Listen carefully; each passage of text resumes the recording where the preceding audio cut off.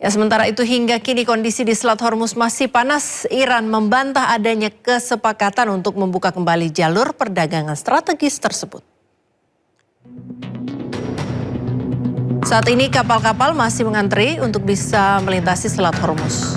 Kantor berita Fars Iran mengutip beberapa sumber yang membantah adanya kesepakatan untuk membuka kembali jalur strategis itu. Iran memastikan kondisi ini tidak berubah. Sumber militer Iran mengatakan bahwa jalur air akan tetap ditutup selama tindakan dan provokasi yang dilakukan oleh Amerika Serikat. Kapal hanya diizinkan melewati rute yang ditentukan oleh Angkatan Laut Iran dengan izin router lain dipastikan tidak aman. Presiden Amerika Serikat Donald Trump mengatakan telah menghentikan serangan yang direncanakan terhadap Iran. Dan tidak hanya itu, Teheran dan negara-negara Timur Tengah lainnya telah meminta waktu untuk mencapai kesepakatan.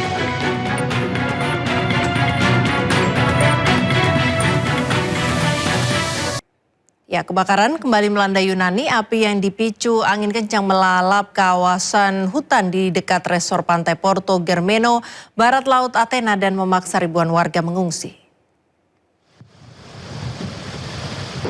Kebakaran hutan menyebar cepat di kawasan Porto Germeno, barat laut Athena.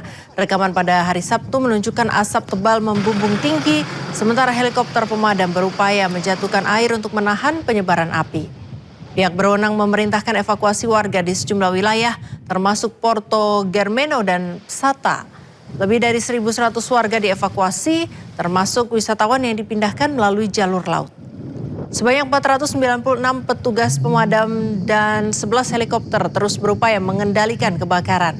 Gelombang panas dan angin kencang membuat risiko kebakaran di berbagai wilayah Yunani masih tetap tinggi.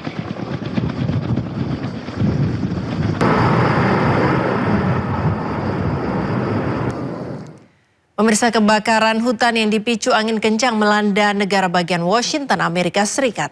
Api melalap ribuan hektar lahan dan memaksa ribuan warga mengungsi. Kebakaran hutan melanda kawasan barat laut Spokane, Washington dan menghanguskan sekitar 1.000 hektar lahan. Rekaman pada hari Sabtu menunjukkan asap tebal menyelimuti kawasan permukiman saat warga berupaya menyelamatkan rumah mereka sebelum mengungsi. Kebakaran yang bermula dari kawasan Old Trails Road ini menyebar cepat akibat angin kencang dan suhu tinggi. Pemerintah negara bagian Washington menetapkan status darurat kebakaran hutan, sementara Badan Cuaca Nasional mengeluarkan peringatan kondisi cuaca ekstrim yang meningkatkan risiko penyebaran api.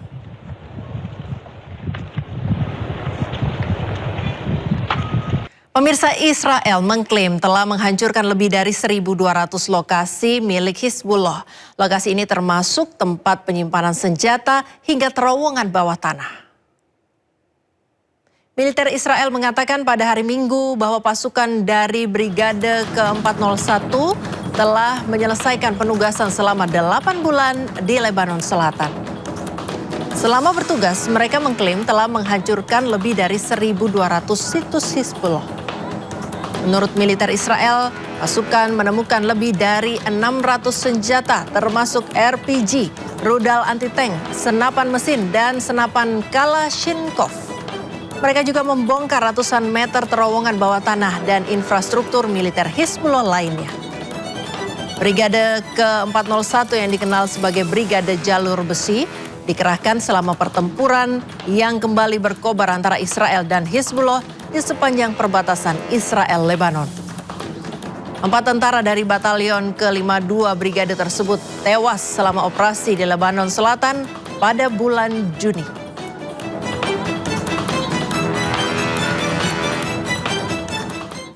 Puluhan pemukim Israel kembali memasuki wilayah kota Nablus dengan pengawalan ketat pasukan Israel di tengah meningkatnya ketegangan di tepi barat Palestina.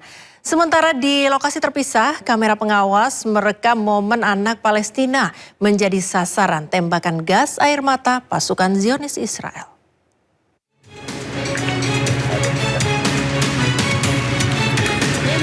Ketegangan kembali terjadi di wilayah tepi barat Palestina.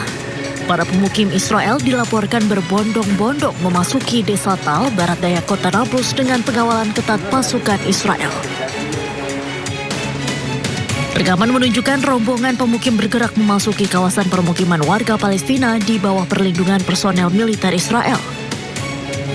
Kehadiran para pemukim memicu kekhawatiran warga, menyusul meningkatnya insiden kekerasan yang melibatkan pemukim Israel di sejumlah wilayah tepi barat dalam beberapa waktu terakhir. Sementara itu di lokasi terpisah, kamera pengawas merekam momen ketika anak-anak Palestina yang sedang berada di depan rumah mereka di kota Beit Furik, timur Nablus, menjadi sasaran tembakan gas air mata.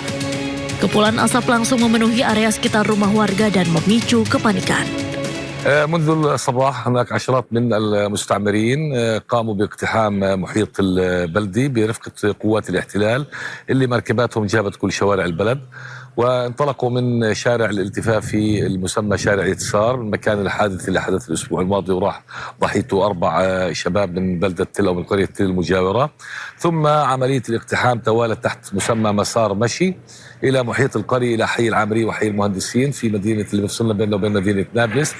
تعرضها يعني وخلالها كان في هناك شعارات عنصرية تطلق بين الفينة والأخرى، وتدمير لبعض الممتلكات ولبعض المنازل قيد الإنشاء في محيط البلد. وكان في محاولة استفزاز المواطنين لجرب الرب على الاشتباك بحماية قوات جيش الاحتلال، ومن ثم أهل البلد كما ترى بانتظار يعني ما سيحدث خلال الساعات القادمة، ما بعد الدعوة اللي أطلقوها للقيام بحفل خاص لهم بالنسبة للقتلى اللي كانوا عندهم الأسبوع الماضي. Rangkaian peristiwa ini kembali menambah panjang daftar ketegangan yang terus terjadi di wilayah tepi barat di tengah konflik yang belum menunjukkan tanda-tanda mereda.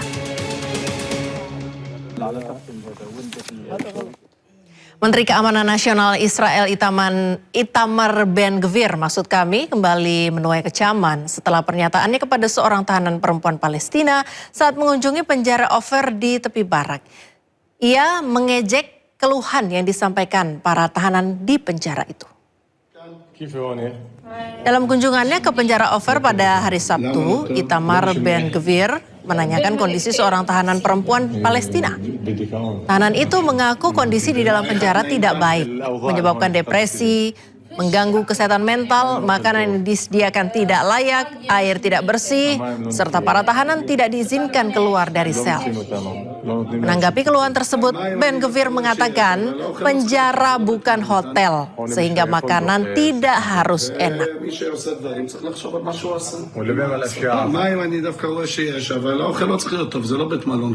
هون مش فندق 6 نجوم ומי שעושה דברים צריך לחשוב על מה שהוא עושה. واللي بيعمل اشياء זה مجبور يتحمل.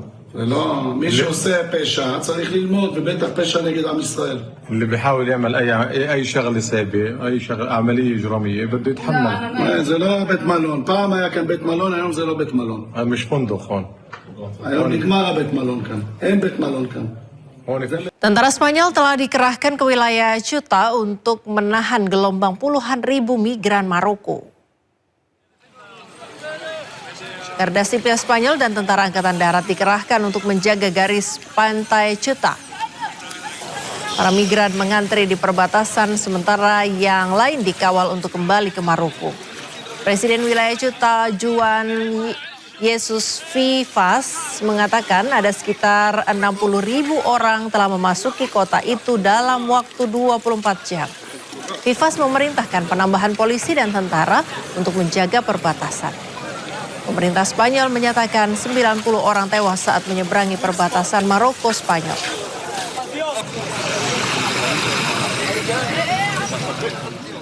Ratusan migran masih terlantar di luar pusat penerimaan migran sementara di Ceuta, Spanyol. Fasilitas ini kesulitan mengatasi lonjakan kedatangan puluhan ribu migran dari Maroko. Para migran terpaksa beristirahat di pinggir jalan dan tidak cukup mendapatkan makanan. Beberapa migran juga mengklaim mereka dipukuli saat mencoba masuk ke toko makanan.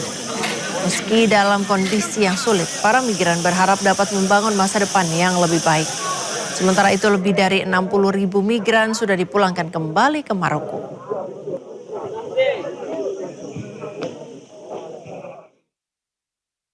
Media Iran menayangkan siaran kapal tanker yang berasap di Selat Hormuz. Diduga kapal ini menentang peringatan IRGC di Hormuz.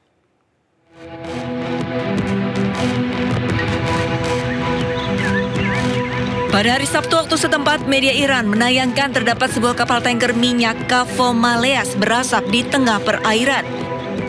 Garda Revolusi Iran mengklaim bahwa kapal tersebut menjadi sasaran setelah mencoba menggunakan jalur selatan-selat tanpa mengindahkan peringatan mereka. IRGC juga menegaskan telah memperbaharui peringatannya kepada pelayaran komersial. Mereka menggambarkan jalur tersebut sebagai jalur tidak aman. Tanggal pengambilan rekaman tersebut tidak dapat diverifikasi secara independen.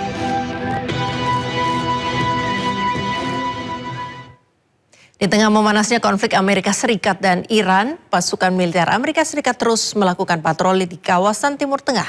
Sejumlah pesawat patroli maritim dikerahkan untuk melakukan pengawasan ketat dan mencegah serangan musuh.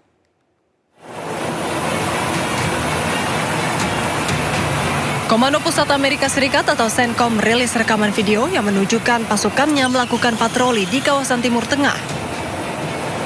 Amerika Serikat telah mengerahkan sejumlah pesawat patroli maritim sebagai bentuk pengawasan ketat dan mencegah serangan musuh. Dalam rekaman video, sebuah pesawat P-8 Poseidon Angkatan Laut AS mendekati pesawat militer pengisi bahan bakar di udara milik AS, yakni KC-135 Stratotanker, untuk mengisi bahan bakar saat berpatroli di Timur Tengah. P-8 Poseidon adalah pesawat pengintai khusus yang termasuk di antara banyak aset yang memantau perairan regional selama blokade Amerika Serikat terhadap Iran. Hingga 30 Juli, CENTCOM mengklaim telah mengalihkan 24 kapal komersial, menonaktifkan 2 kapal dan mengerahkan 2 kapal untuk memastikan kepatuhan penuh.